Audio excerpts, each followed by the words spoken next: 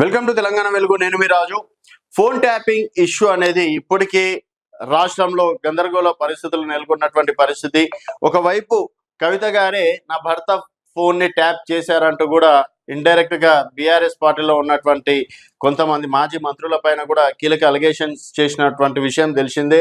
అలాగే గతంలో రేవంత్ రెడ్డి గారి ఫోన్ కావచ్చు, తర్వాత ఇటు బండి సంజయ్ ఫోన్ ట్యాపింగ్ అయ్యిందని చెప్పేసి కూడా చాలా వరకు కొంతమందిని పిలిపించి ఫోన్ ట్యాపింగ్ సంబంధించినటువంటి వివరాలు కూడా పోలీస్ అధికారుల చేతిలో ఉన్నాయి. సో ఇప్పుడు దీనిపైన సిట్ విచారణ జరిపించాలని చెప్పేసి కూడా ఇది చేశారు. ఫోన్ ట్యాపింగ్ పైన మరో సిట్ హైదరాబాద్ సిపి సజ్జనర్ నేతృత్వంలో ఏర్పాటు చేయడం అనేది జరిగింది.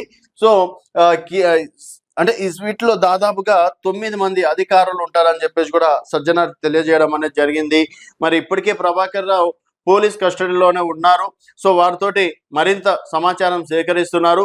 గతంలో ప్రభాకర్ రావు ఇటు అమెరికాలో ఉండడం వల్లనే ఇది కాస్తంత ఆలస్యమైంది.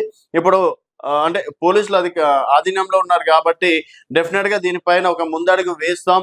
త్వరలో ఫోన్ ట్యాపింగ్ చేసినటువంటి ఎవరైతే ఉన్నారో వాళ్ళని డెఫినెట్ గా శిక్షిస్తామని చెప్పేసి కూడా సజ్జనర్ చెప్పడం అనేది జరిగింది.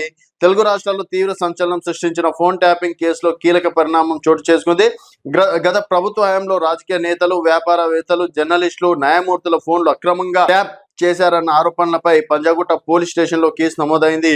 ఈ కేసు దర్యాప్తు వేగవంతం చేయడానికి తెలంగాణ డీజీపీ కొత్త స్పెషల్ ఇన్వెస్టిగేషన్ టీమ్ ను ఏర్పాటు చేశారు.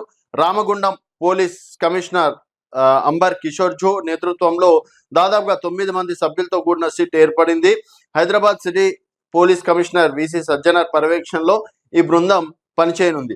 రామగుండం సిపి అంబర్ కిషోర్ జో, అలాగే Siddipet CP SM Vijay Kumar, Madhapur DGP Ritiyaz, Maheshwaram DCP K Narayana Reddy, Greyhounds group commander Ravinder Reddy, అలాగే రాజేంద్ర నగర్ అదనపు DCP KS Rao, Jubilee Hills ACP Venkatagiri, TGANB DSP Sridhar, HMRL DSP Nagender తో కూడిన సిట్ బృందం ఏర్పాటైంది. స్పెషల్ టీం తక్షణమే దర్యాప్తు చేసి ఛార్జ్ షీట్ దాఖలు చేయాలని, అత్యున్నత వృత్తి నైపుణ్యంతో పని చేయాలని ఆదేశాలు చేయడం అనేది జరిగింది. మరి మొత్తానికి సిట్ విచారణలో ఒకవేళ అంటే ఇప్పటికీ కేటీఆర్ పైన, కేసీఆర్ పైన ఆరోపణలు వస్తున్నాయి.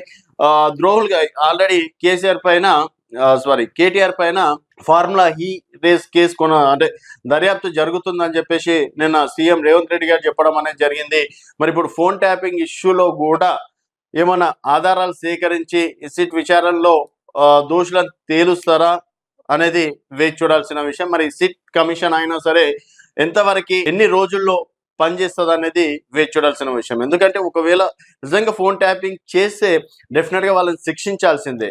ఒకరి పర్సనల్ విషయాలని ఫోన్ ట్యాప్ చేసి వ్యాపారవేత్తలను బెదిరించడం కావచ్చు, రాజకీయ నేతలు రేపు ఏం అడుగు వేస్తున్నారో వాళ్ళ విషయాలు అనేది పర్సనల్ గా తెలుసుకోవడం అనేది ఇది ముమ్మాటికి తప్పు. కాబట్టి దీనిపైన ఇంత త్వరగా విచారణ చేపట్టి దోషులను శిక్షిస్తే మరొకరు కూడా ఇప్పుడున్నటువంటి ప్రభుత్వం కావచ్చు, తర్వాత వచ్చే ప్రభుత్వ అధికారులు కావచ్చు, మంత్రులు కావచ్చు, రాజకీయవేత్తలు కావచ్చు ఇలాంటి చర్యలకు పాల్పడరనే విషయాన్ని కూడా ఈ సందర్భంగా తెలుసుకోవచ్చు. మరి చూడాలి మరి సిట్ విచారణ ఇంతవరకు పనిచేస్తుంది అనేది వేచి చూడాల్సిన విషయం. చూస్తూనే ఉండండి తెలంగాణ వెలుగు.